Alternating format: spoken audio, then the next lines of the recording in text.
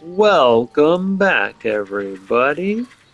Uh, Picking up right where we left off, our little tete-a-tete with Scratch, the dog. He's not French. I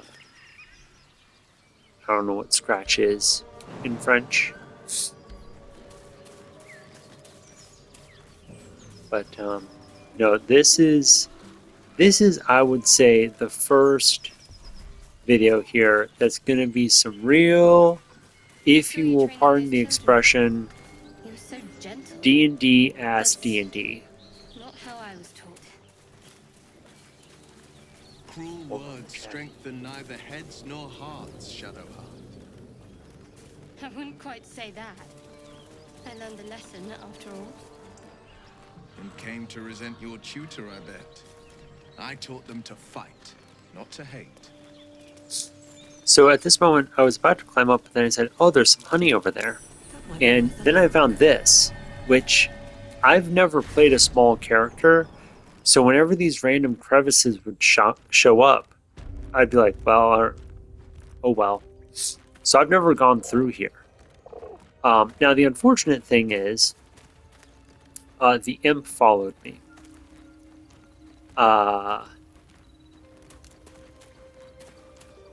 And the imp's not going to follow me back. So An bearing mountain of fur she was. that's a problem, Gave me a nasty scar. but only a very temporary. I hope you don't They mind come if I back don't here and ask to Shadowheart see and it. Will are still chatting it up, you know? They seem like good friends. Really, like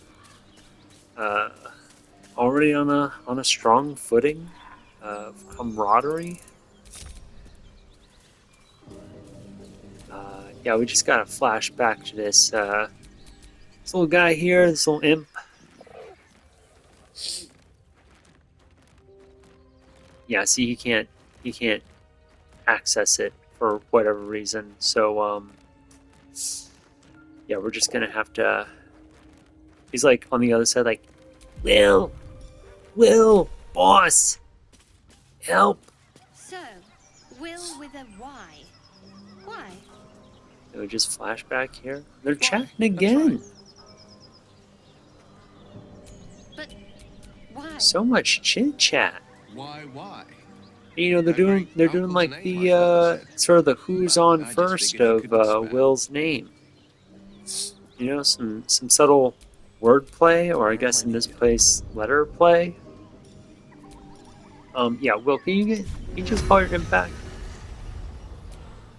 We kind of need him. He's actually really helpful.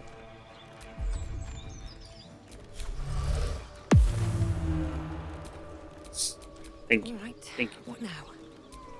All right. Now we're not going to ask why Will has an imp. That's his own thing. Just like we don't ask why A master blacksmith's work. Lae'zel Simple ink is so work, bloodthirsty. simple design. Hardly the pinnacle of metal craft. Lae'zel, of course, very critical of the Faerunian blacksmithing arts, which, you know, fine. That's fine. I'm actually not 100% sure what those are for. I'm just going to let this guy sleep. Fun fact, if you bring Astari in here, he can bite him and he won't wake up. Fun fact. Alright.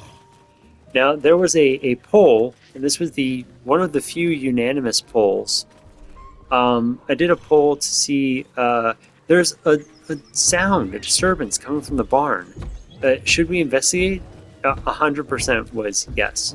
There was no middle ground on this decision.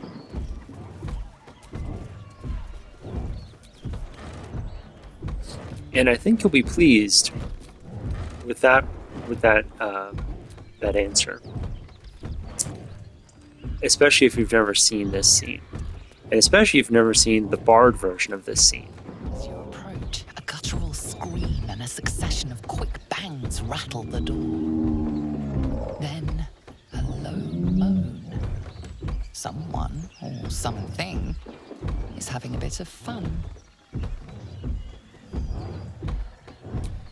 Leave it. Whoever's inside doesn't want an audience, and I don't want to fight.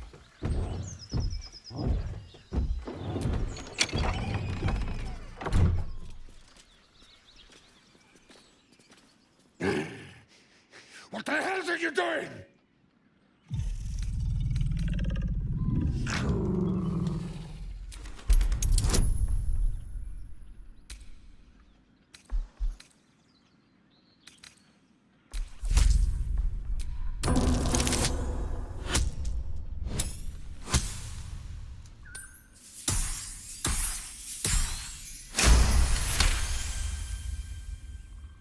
Tell of my rutting, my virility. Don't want this puny rutting written down. Puny? I am strong. I am virile. I am Enough! Oh, moment ruined. Passion squished like slow goats underfoot.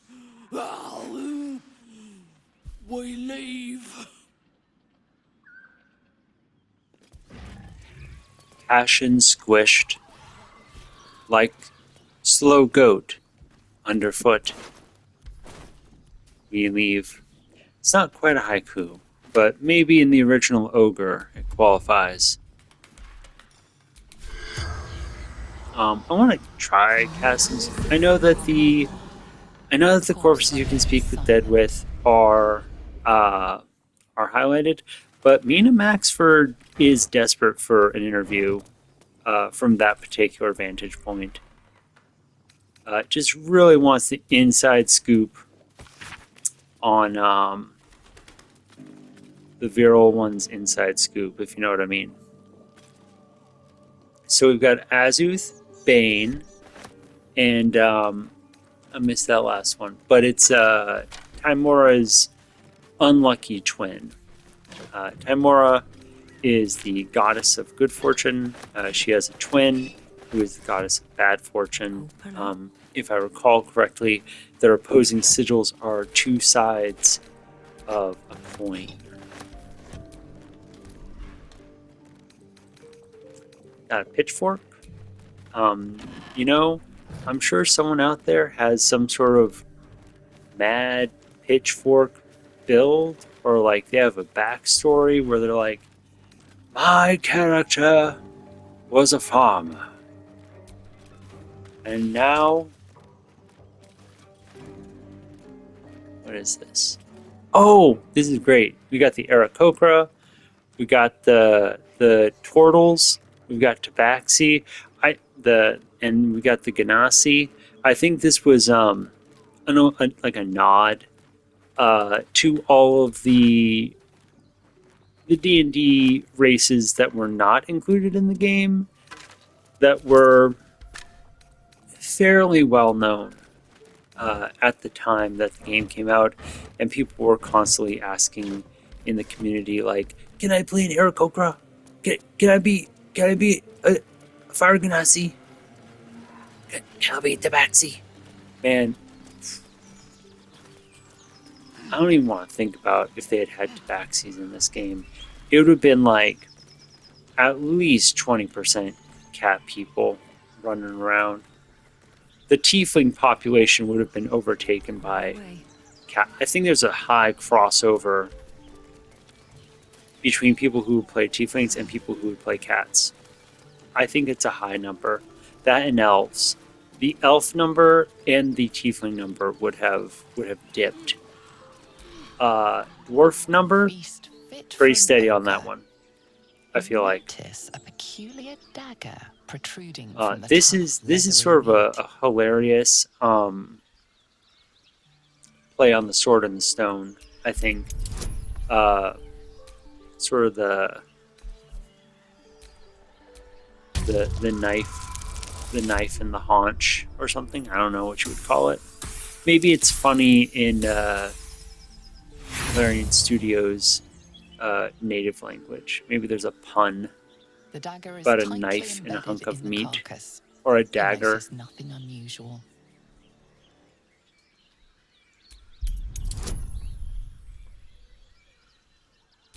Yes, this is very D&D. You approach a mysterious knife in a hunk of meat, and that becomes the party's quest for the next half an hour.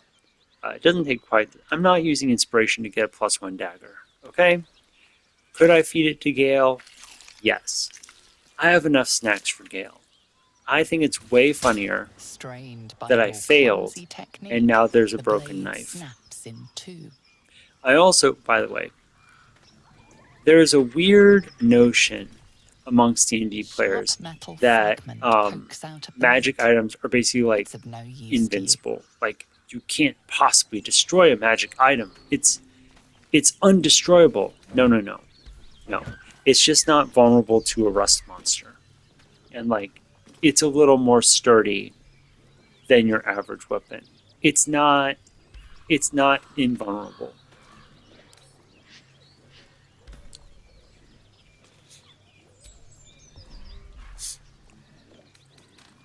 Listen, if Isildur, if his sword shattered, cutting the ring from Sauron's finger, that's the most magical sword I know of, short of Excalibur. And if that sword broke, your dinky little whatever +1 sword of 1d4 fire damage is gonna break potentially.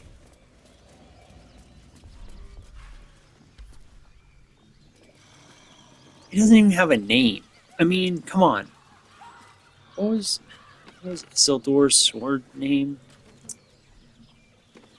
Oh, Isildur's sword.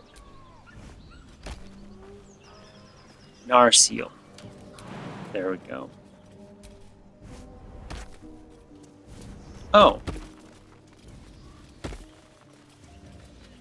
So it wasn't Isildur's sword.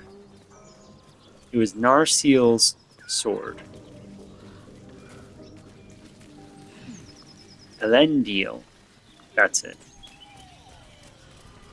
I thought it was something like Elendil, but there's a lot of sounds in Elvish that just end up kind of sounding the same.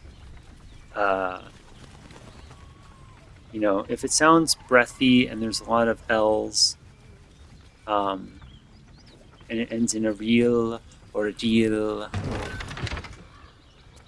If it was a Hobbit word, it would end in a meal. Am I right? Am I right, guys? It would end in a meal. Ah? That's good. Come on. I wasn't even setting up for that. Alright. So, yeah, the shards of Narsil are actually the shards of Elendil. They're called the shards of Narsil because they're launched. Anyway, now we're here. Stop this thing! Flap those wings some more, and I'll feed you a worm. And you. Hope you got a stomach for heights. What's it bloody look like? We're teaching this here pipsqueak to fly.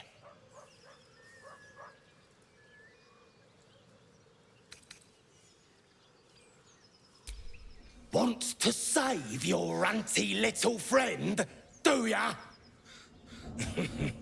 Not a chance. He's ours. As the symbol glows, power courses through you. Authority.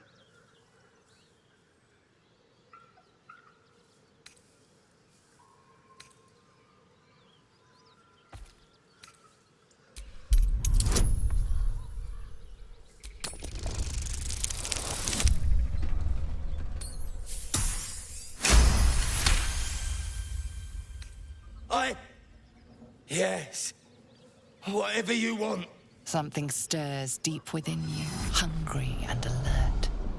It's taking something you'll never get back. The goblin's nostrils flare nervously. All of his bluster seems to vanish. We're leaving. What about the other gnome? Ain't we supposed to bring him to... I said we're leaving! Apologies, my lady. We didn't mean to doubt a true soul. We'll be off. Fresh meats. So I figured that was like the thing that pushed Minna Maxford over the edge to really use this illithid power, is seeing another deep gnome being strung up like that. The parasite allows us to influence others. Ignore it. Deny it. This is nothing but a disease, and every use will sicken us further. A power born of illithids might be dangerous in the wrong hands, but valuable in ours. It's only valuable if we understand it, and we don't. Not yet, at least.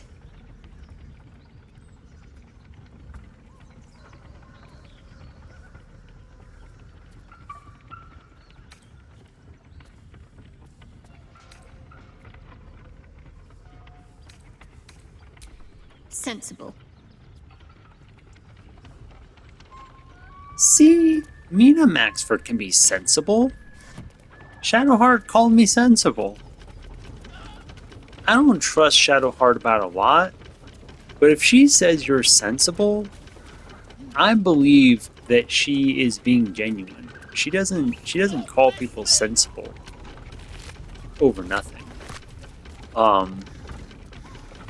She might call me less sensible when I start chomping on worms at camp later. We'll see. Shadowheart's attention is fixed on a damaged old statue.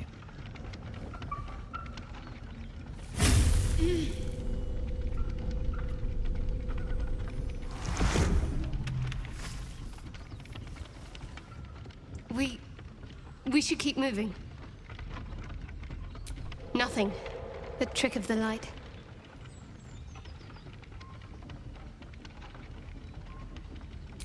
I'll take you as I find you. Now let the matter rest. Let's just move along.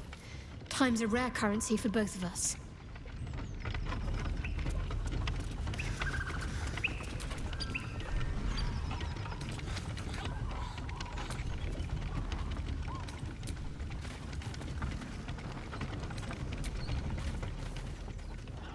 So I don't know if Minna Maxford is like religious, but it's a polytheistic culture, and I feel like she feels bad that probably these goblins came through and smashed what's objectively a pretty nice deity. And so just like, lit the candles as like a send-off, or a hey, some mortals are still thinking of you even though your statue got torn down, kind of a thing.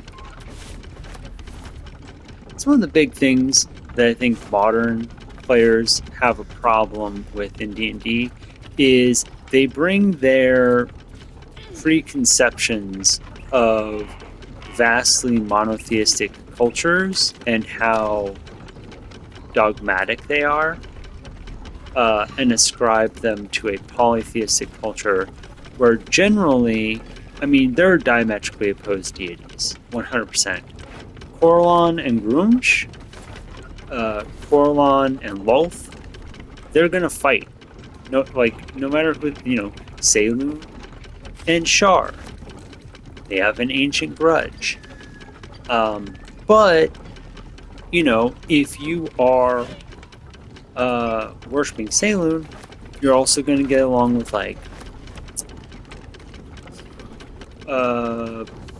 Lathander. You're probably chill with Kellum Vor, even though you're not necessarily in the same domain. Probably chill with Elmater. Moradin? That's one of them.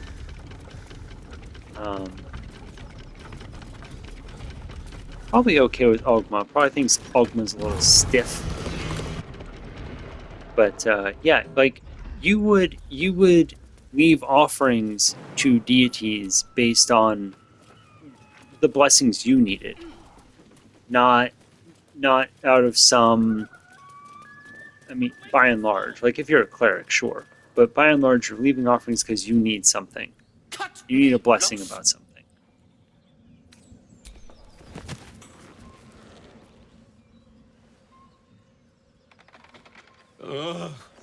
Baga Kabara. Those pustulant thugs. Well, get on with it. You saved me, now you'll extort me. That's how this works, yes?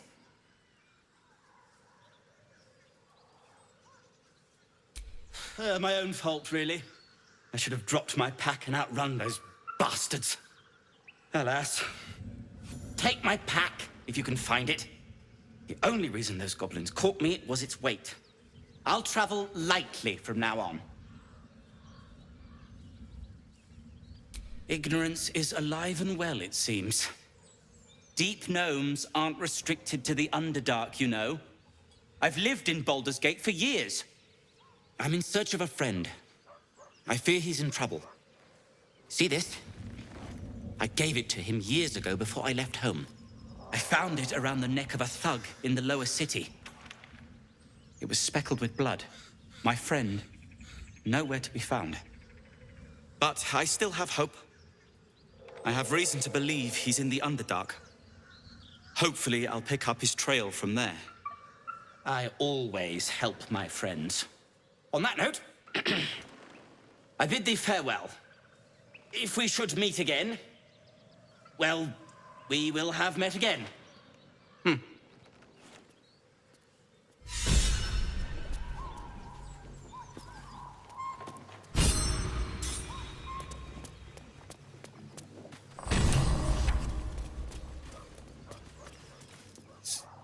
Yeah, I mean, I found it interesting that when the guy's like, ugh, I can't believe that ignorance was alive and well, you can't be like, bro, I'm a deep gnome.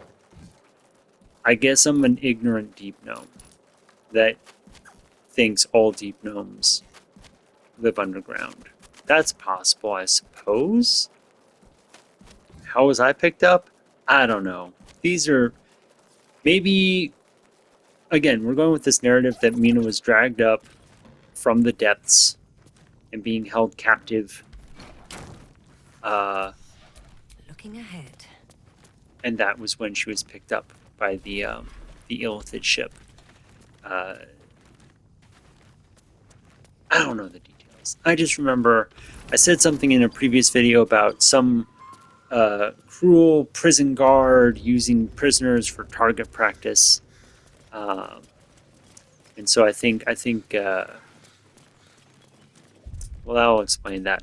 Or we could just say it's because the game somehow missed a beat in its dialogue, even though it hits 99%.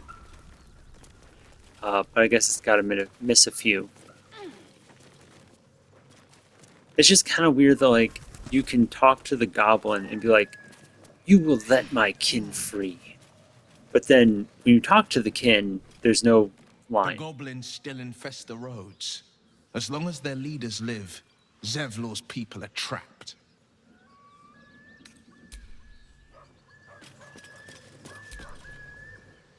Something the matter?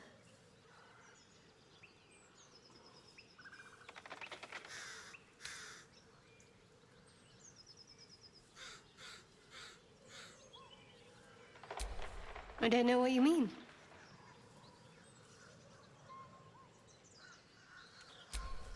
It's nothing, really.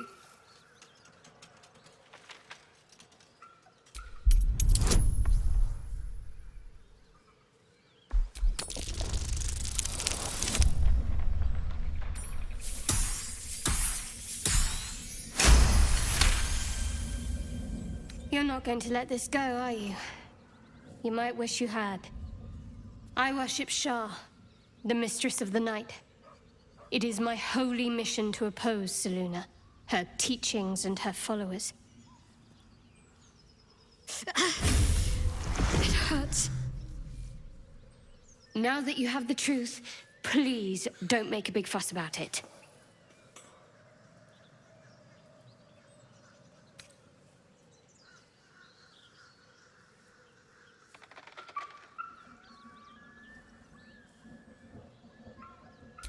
Forever, ideally. And you assume too much about what I can and cannot tell. Secrecy is everything for Shah's children. It is our code, our creed, our shield. I even keep secrets from myself. I had my memories suppressed, so that nothing I know could be used against the Dark Lady. Once I prove myself, my memories will be restored. I'm not sorry I kept this from you. Not one bit. Though, perhaps that might change, if you can show an open mind.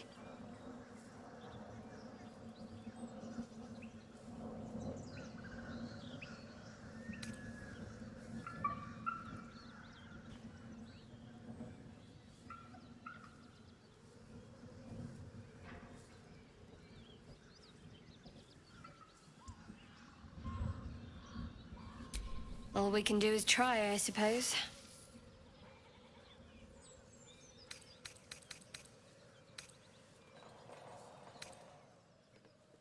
So we're going to discuss this back at camp. I know some of you are probably screaming, "Talk to her now!" No, no, no, no, no. We're standing in the middle of a village where there are goblins on patrol. This is not the time and place for like a super heart-to-heart about her life and beliefs. We'll talk back at camp where it's cozy and we can have coffee and there's a goblin. Where you ain't ought to be, friend. Might have to take that nose. The mark glows, but you feel nothing in response. Your illithid power is beyond reach until you rest.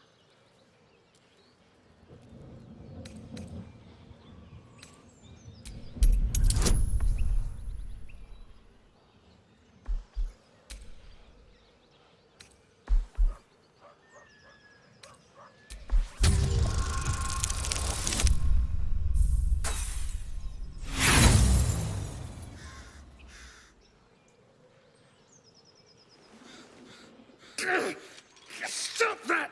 Get out of my head!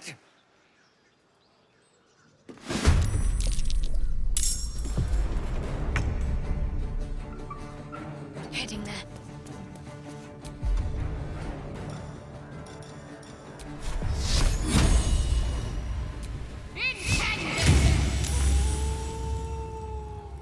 Forever dauntless. No time to waste.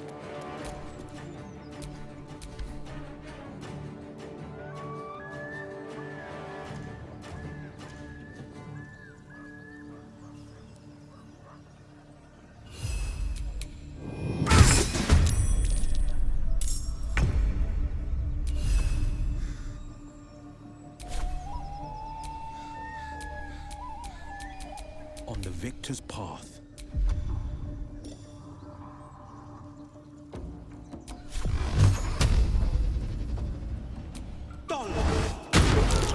Something's waiting up ahead.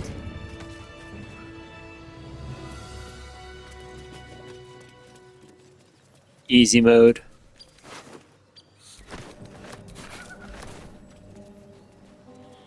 Alright, well, let's just poke around some more houses. I'm sure nothing else could possibly go wrong. Oh, wait, we're going to do a lot of inventory stuff real quick. And by real quick, I mean, in real time, this was like 5 minutes, but I put on the fast forward button.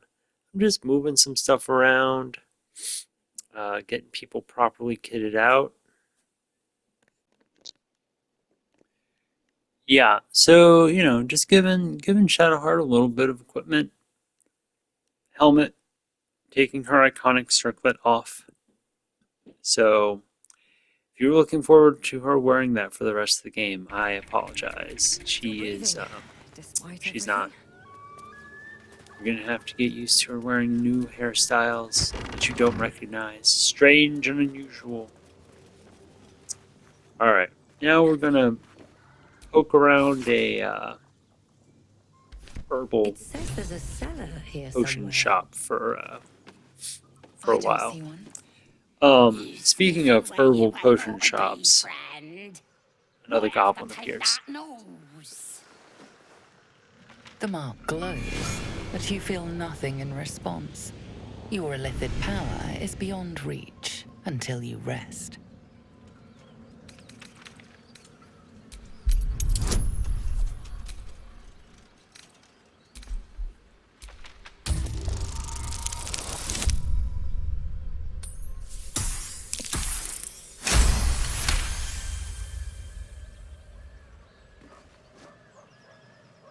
Bollocks! Fezzard fanning around while I'm stuck dealing with yobs.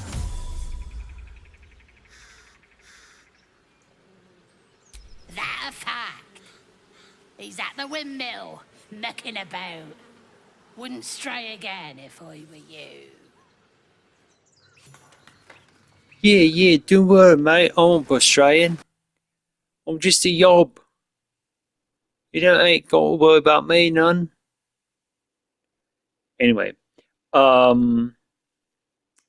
so, if perchance one were to come across a potion shop, and let's say Mina happened to find a secret, mostly evil wizard's underground lab, and let's say there was a really creepy book in there, what would we do with it?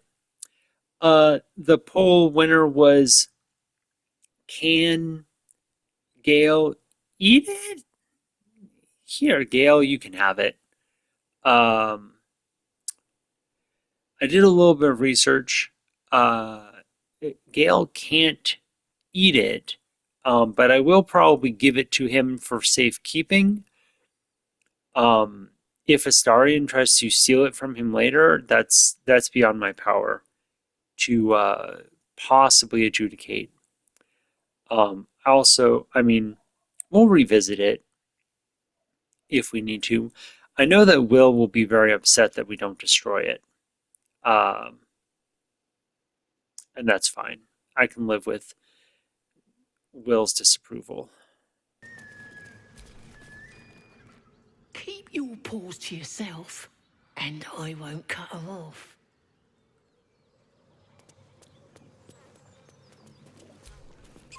All right, so there's a cellar. Let's go to the cellar. And then once again, we will have a ransacking montage. Search the cellar indeed. Just pilfer all the things. I was told to be inquisitive and to touch everything. By the gods, I will touch everything.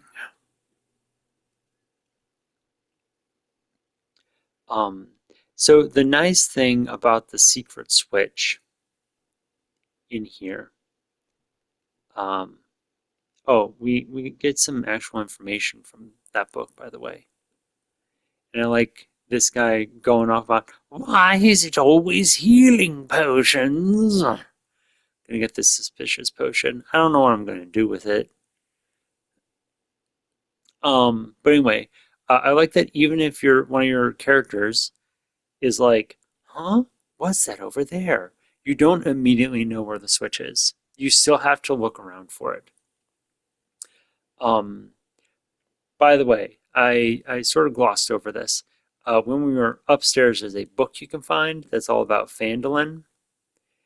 Phandalin is like the default tutorial scenario for Dungeons and Dragons 5th edition. And the sort of advertisement that they have in the book for Phandalin is quite apt. It's very good. It's well written. And it's a really solid tutorial mission. I mean, it was so good. The Adventure Zone started their entire franchise by running that. Now, admittedly, they almost immediately departed from it, like very, very quickly. They did like one adventure in it, and then they were like, "No, we're just gonna blow up the town and do a bunch of goofy stuff, and then we're gonna make, a big fame and fortune off of it."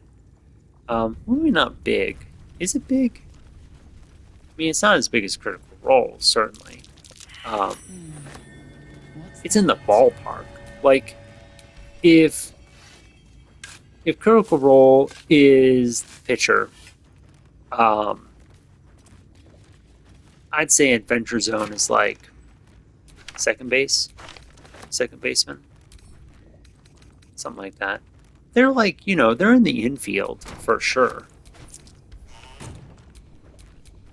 The hero at heart.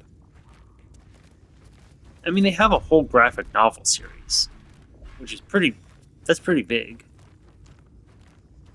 But they do only have a graphic novel series of one of their TTRPG series, whereas Critical Role has a graphic novel series of Vox Machina, an animated series of Vox Machina, and an animated series of the Mighty Nine, and a few graphic novels based on the Mighty Nine as well. And here's where I forget how exactly these coffins work. But it's fine. I brought a cleric, and I brought a warlock. So I guess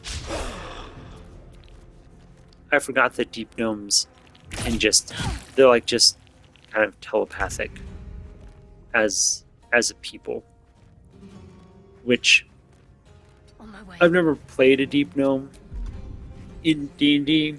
What are they called? Snitzer, something like that.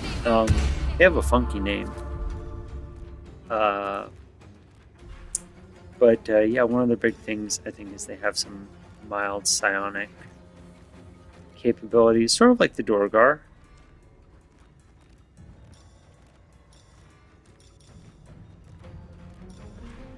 But yeah, I think they just intrinsically have the ability to detect thoughts. Snirfneblin. That's right. That's Battle right. favors the fearless. Let's see, what do we got? What's the deep lore on the deep gnome? What do we got here?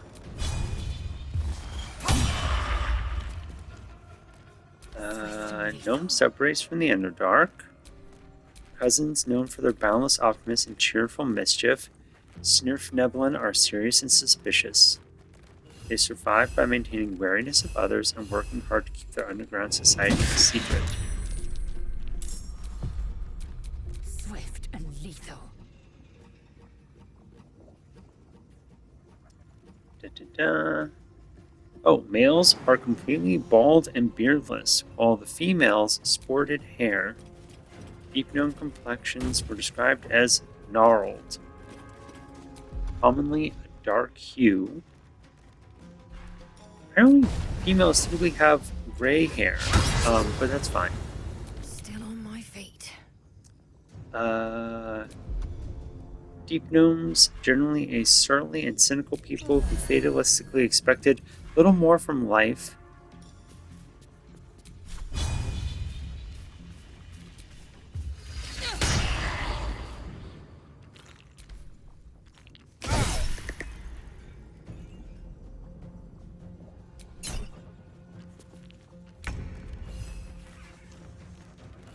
Let's see.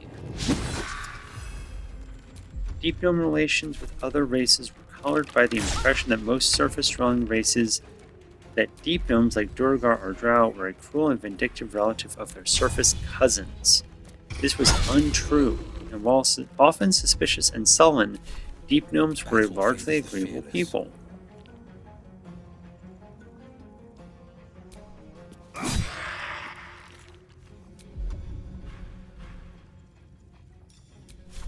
Deep gnomes were not particularly eager to correct outsiders, however, because they preferred to be left alone. They're deeply distrustful of all other peoples. They have a special enmity towards Drow and Dorgar. Honestly understandable. comes easy these days. If forced to deal with surface dwellers, a deep gnome was most likely to find common ground with forest gnomes who were also reclusive and withdrawn. So, you know, like a David the gnome. Oh, pets. Let's see. Deep gnomes did not generally keep pets, though a few kept small blind fish.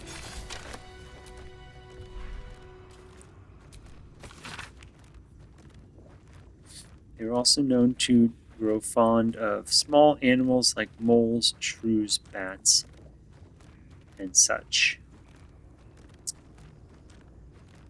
They live just shy of 2 centuries. I'm sure this book is important in some regard, but whatever. They mine bloodstone. Let's see. They may not have always dwelt so far below the surface world. Shocking.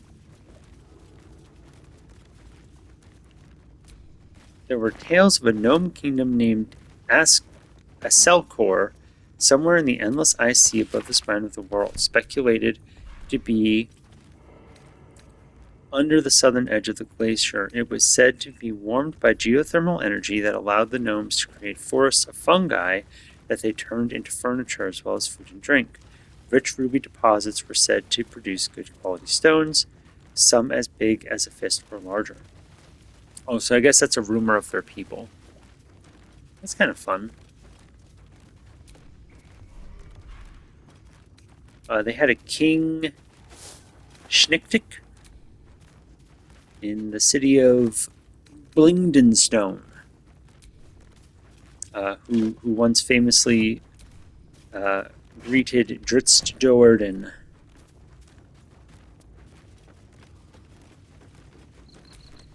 This lore does not tell me if they are generally let me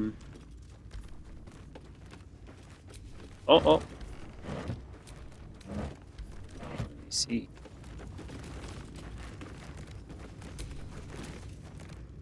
Speak your name.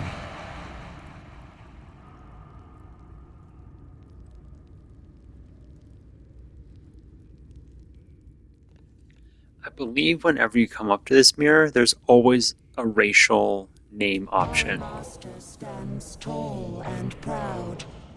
You are not Ilintoth. If you are his ally, step forward and declare it.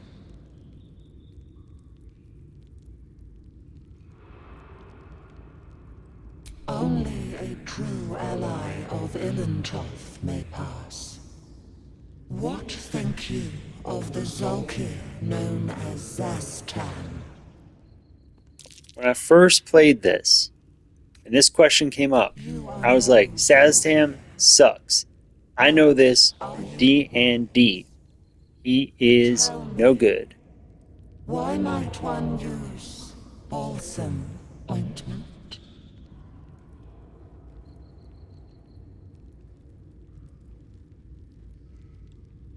Acceptable, finally. If you could see anything in me, what would it be?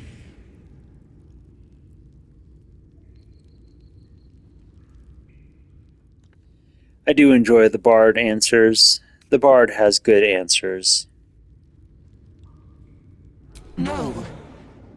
This is my purpose. I know nothing else, but you cared to us. No others ever did. Thank you. Be welcome. A well-guarded laboratory. What were they hiding down here? Surely no secret dark tomes? Surely nothing of that sort. I mean, even if I find the thing, I don't have the gemstone I need. So there's that. I think the first time I played through this game, I found the gemstone many, many, many, many hours before I found this basement. Like, I explored vast swaths of the Underdark and then came back up here and was like, what was I doing? Oh, right, exploring some little town. Cool. Yeah, cool. Watch yourself. I spy a Great. trap. And then stumbled in here, and it was like, oh, there's a creepy book. Maybe I'll just put this purple stone in there. Sure, that'll be fine. I'm gonna give these bracers of defense to Will because he's my no armor boy.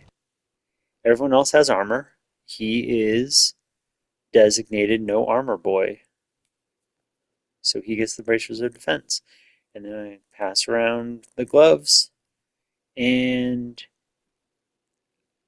yeah, I'm going to give the guidance necklace to Lae'zel because giving it to Shadowheart is kind of pointless. Anyway, next time we'll find out if I can pick up the creepy book. And if I can give it to Will. Not Will. Gale. They both have L's in their names. Maybe they're Elven.